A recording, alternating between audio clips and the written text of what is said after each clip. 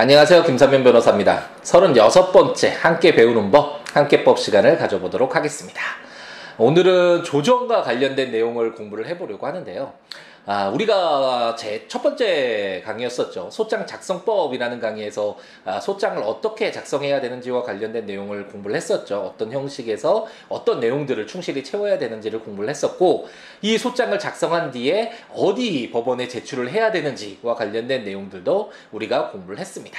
그래서 소장을 작성해서 소장을 법원에 제출을 하면 그 관할에 맞는 법원에 제출을 하면 이제 법원에서 그 상대방 피고에게 소장을 송달을 하게 되죠. 그래서 그 피고가 소장을 송달받은 뒤에 답변서를 제출하고 이제 서로 준비서면을 제출을 하면서 본격적인 다툼이 시작된다라고 할 수 있는데, 제가 민사사건을 담당하는 재판을 보면 최근에는 일반적으로 거의 대부분의 민사사건에서 변론기일을 잡아서 당사자들이 법원에 참석을 해서 주장 입증을 하는 시간을 갖는 것을 변론기일이라고 하는데, 이 변론기일을 갖기 전에 선행적으로 조정을 한번 거치도록 하는 경우가 대부분이더라고요. 그래서 일반적으로 요즘에는 본격적으로는 어떤 재판을 시작하기 전에 조정 절차를 거치는 경우가 대부분인데, 그렇기 때문에 오늘 조정 절차에서 과연 어떻게 임해야 되는지, 제가 사건을 담당하다 보면 의뢰인분들이 이제 조정이 잡혔다라고 하면 조정이 무엇이냐, 그럼 조정 때는 어떤 준비를 해야 되냐, 조정 절차에서는 어떤 이야기를 해야 되냐, 이런 것들을 많이 물어보시더라고요. 그래서 오늘 간단하게 조정 절차에서 어떤 내용들이 행해지는지, 그리고 어떤 준비를 하고 어떤 이야기들을 나누어야 되는지와 관련된 내용들을 살펴보도록 하겠습니다. 아까 말씀드렸던 것처럼 이제 소장을 제출하고 피고에게 소장이 송달이 돼서 답변서가 제출되고 어쨌든 이런 재판이 시작이 되면 법원에서 결정을 통해서 조정에 회부한다는 조정 회부 결정을 하거든요. 민사조정법 제6조의 규정에 의해서 주문과 같이 조정에 회부한다라는 결정을 하게 되고, 이런 결정이 내려지면 이제 며칠 뒤에 이제 조정기일이라는 것이 잡혀서 그 통지서가 오죠.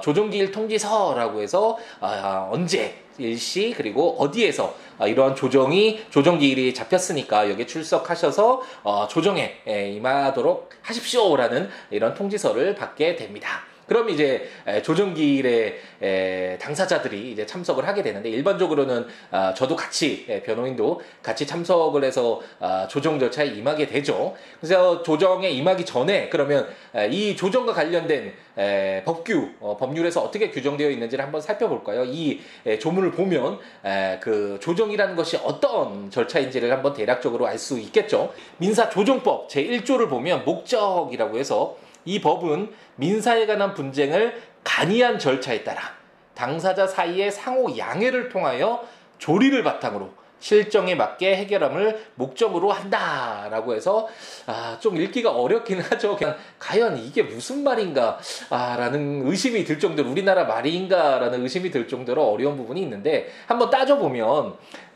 민사 분쟁에 대해서 어떤 재판이 이루어졌을 때 민사사건 형사와 민사라는 그 강의에서 형사가 어떤 것이고 민사가 어떤 것인지와 관련된 설명을 좀 충실히 드렸었죠. 이 민사, 그중에 민사에 관한 다툼이 있었다면 어떤 재판과 같은 복잡한 절차가 아니라 간이하게 그런 절차를 하나 만들어서 어떤 누가 옳으니 누가 이겼니 졌니라고 판결을 내리는 것이 아니라 당사자 상의에 서로 양보를 해서, 그리고 조리, 상식이라고 생각하면 쉽겠죠. 이런 어떤 상식에 맞게, 그리고 그 현재의 모습, 어떤 상황들을 다 고려를 해서 원만하게 당사자 사이에 한번 해결을 해보도록 하자, 그런 어떤 절차를 갖자라는 것이 이 민사조정법의 조정이 갖는 어떤 목적, 취지가 이런 것이다 라는 것이 제1조에 규정이 되어 있습니다.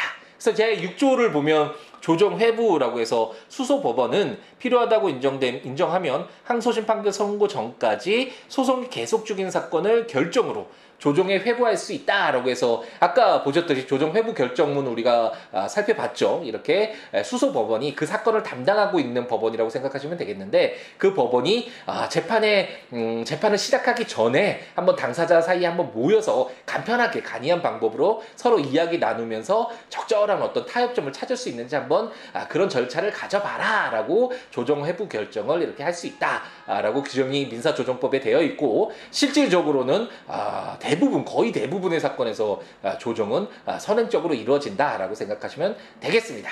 그래서 지금까지 조정 회부 결정문 그리고 조정 기일이 잡혔을 때 통지서 그리고 민사조정법에 조정이 어떻게 규정되어 있는지와 관련된 내용들을 공부하면서 대략적으로 조정이라는 절차가 이런 절차구나 라는 것은 이제 좀 짐작은 하셨을 텐데요.